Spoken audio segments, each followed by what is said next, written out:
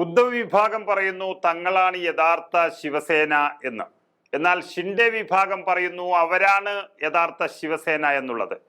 എന്നാൽ BJPയെ സംബന്ധിച്ചിടത്തോളം ഒരു കാലത്ത് ശിവസേന ഉറ്റ ചങ്ങാതിയും പിന്നീട് അതേ ശിവസേന ശത്രുക്കളുമായിരുന്നു. ഇപ്പോൾ ഷിൻഡെ ശിവസേന ഒറിജിനലും ഉദ്ധവ് ശിവസേന തെമ്മാടികളും എന്നുള്ളതാണ് BJPയുടെ പക്ഷം. പറഞ്ഞു വരുന്നത് BJPയുമായി ബന്ധം വേർപ്പെടുത്തിയാൽ ഉണ്ടാകുന്ന ഭവിഷ്യത്തുകളെ കുറിച്ചാണ്.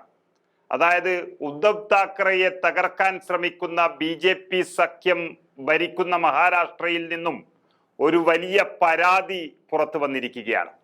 അതായത് ബോളിവുഡ് താരം സുശാന്ത് സിംഗ് രജ്പുത്തിന്റെ മാനേജറായിരുന്ന ദിശ സാലിയൻ എന്ന പെൺകുട്ടിയെ മഹാരാഷ്ട്ര മുൻ മുഖ്യമന്ത്രി ഉദ്ധവ് താക്കറെയുടെ മകൻ മുൻ മന്ത്രി കൂടിയായ ആദിത്യ താക്കറെ ബലാത്സംഗം ചെയ്തു കൊന്നു എന്നതാണ് ആ പരാതി. പരാതി നൽകിയിരിക്കുന്നതോ കുട്ടിയുടെ പിതാവ് തന്നെ. ശിവസേന നേതാവും മുൻ മന്ത്രിയുമായ ആദിത്യ താക്കറെക്കെതിരായാണ് ആരോപണങ്ങൾ എന്നതിനാൽ കേന്ദ്ര അന്വേഷണ ഏജൻസി വരും എന്ന് ഏതാണ്ട് ഉറപ്പായി കഴിഞ്ഞു. ദിശ സാലിയന്റെ മരണം CBI അന്വേഷിക്കണമെന്നാവശ്യപ്പെട്ട് പിതാവ് സതീഷ് സാലിയൻ ബോംബെ ഹൈക്കോടതിയെ സമീപിച്ചു കഴിഞ്ഞു. ദിശയെ ബലാത്സംഗം ചെയ്തു കൊലപ്പെടുത്തിയെന്നും പ്രതികളെ സംരക്ഷിക്കാൻ അന്വേഷണം അട്ടിമറിച്ചുവെന്നും പിതാവ് ഹർജിയിൽ പറയുകയാണ്.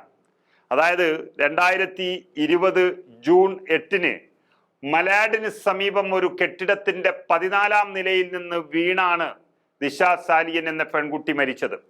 ഈ സംഭവത്തിന് ഒരാഴ്ചയ്ക്ക് ശേഷമാണ് സുശാന്ത് സിംഗ് രജപുത്ത് എന്ന ബോളിവുഡ് താരം ബാന്ദ്രയിലെ അപ്പാർട്ട്മെന്റിൽ മരിച്ച നിലയിൽ കണ്ടെത്തിയത്. ദിശയുടെ മരണം ആത്മഹത്യ ആണെന്നായിരുന്നു പോലീസ് വ്യക്തമാക്കിയത്. അതിന്റെ എല്ലാ റിപ്പോർട്ടുകളും പോലീസ് സമർപ്പിക്കുകയും ചെയ്തു. അന്വേഷണത്തിൽ തൃപ്തനാണെന്നും മറ്റ് സംശയങ്ങൾ ഇല്ലെന്നും ദിശയുടെ പിതാവ് അന്ന് തന്നെ 100 വട്ടം പറഞ്ഞിരുന്നു. എന്നാൽ കഴിഞ്ഞ ദിവസമാണ് മകൾ ബലാത്സംഗം ചെയ്യപ്പെട്ടുവെന്ന് പിതാവ് മാറ്റി പറയുന്നത്. പ്രതി ഉദ്ധവ് താക്കറെയുടെ മകൻ ആദിത്യ താക്കറെയാണെന്ന കണ്ടെത്തലും അവർ നടത്തിയിരിക്കുന്നു. അദ്ദേഹം ഇതിനായി പറയുന്നത് ഇങ്ങനെയാണ്: 2020 ജൂൺ 8 ദിശ വീട്ടിലൊരു പാർട്ടി നടത്തിയിരുന്നു. ആ പാർട്ടിയിൽ ആദിത്യ താക്കറെയും നടന്മാരായ സൂരജ് പഞ്ചോളിയും ദിനോ മോറിയയും ഒക്കെ പങ്കെടുത്തിരുന്നു. ആ പാർട്ടിക്കിടയിലാണ് തൻ്റെ മകൾ ക്രൂരമായി ബലാത്സംഗത്തിന് ഇരയായത്. ഇതിന് സാക്ഷികൾ ഉണ്ടെന്നാണ് ഹർജിയിൽ പറയുന്നത്. 4-4.5 വർഷം കഴിഞ്ഞു ആ സാക്ഷികൾ ഇന്നാണ് പുറത്തു വരുന്നത് എന്നുള്ളത് വലിയൊരു അവ്യക്തതയായി നിൽക്കുന്നു. എന്നാൽ ആ പെൺകുട്ടി ബലാത്സംഗം ചെയ്യപ്പെട്ടതായി ഒരു റിപ്പോർട്ടിലും അന്ന് പറയുന്നില്ല എന്നുള്ളതാണ് യാഥാർത്ഥ്യം.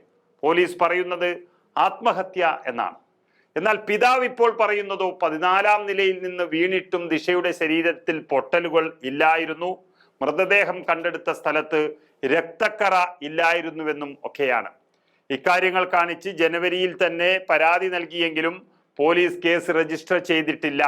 മരണം ആത്മഹത്യയാക്കി തീർക്കാൻ തെളിവുകൾ ഇല്ലാതാക്കിയെന്നും സതീഷ് സാലിയൻ എന്ന പെൺകുട്ടിയുടെ പിതാവ് പറഞ്ഞുകൊണ്ടേയിരിക്കുന്നു. നമുക്കറിയാം BJP സഖ്യം തന്നെ കുറേ വർഷമായി മഹാരാഷ്ട്ര ഭരിക്കുന്നുണ്ടെങ്കിലും അവരുടെ പോലീസ് ആത്മഹത്യ എന്ന് കണ്ടെത്തിയൊരു കേസാണിത്. അതാണിപ്പോൾ കേന്ദ്ര ഏജൻസിയെ കൊണ്ട് അന്വേഷണം നടത്തി ആദിത്യ താക്കറെയും പിതാവ് ഉദ്ധവ് താക്കറെയും ഒക്കെ ഒരു പരുവത്തിലാക്കാൻ പോകുന്നത് എന്നാണ് ആ പാർട്ടിയുടെ ആരോപണം.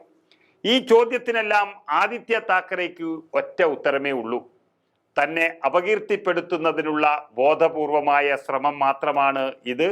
വിഷയം നിയമപരമായി നേരിടും എന്നുള്ളത്. ഏതായാലും ഇതിലെ സത്യാവസ്ഥ പുറത്തു വരികയും പെൺകുട്ടിക്ക് നീതി ലഭിക്കുകയും വേണം എന്നുള്ളതിൽ സംശയമില്ല. പക്ഷേ രാഷ്ട്രീയ എതിരാളികളെ ഇങ്ങനെ ഇല്ലാതാക്കാനാണ് നീക്കമെങ്കിൽ രാജ്യം ഭയക്കേണ്ടി വരും.